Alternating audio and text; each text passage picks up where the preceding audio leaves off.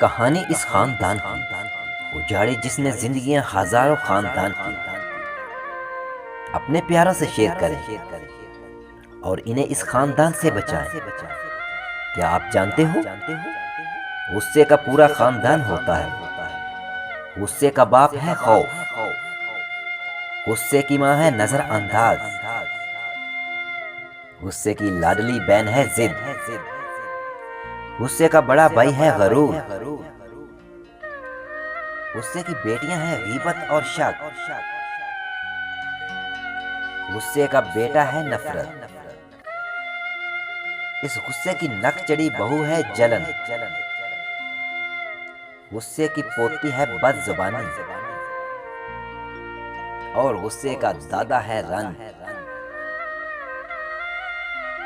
तो भाइयों और बहनों, इस खानदान से हमेशा बचकर रहें।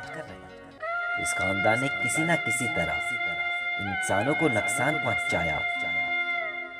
अपने अजीजों अकारब को इस खानदान से हमेशा दूर रखें और सुखी रहें।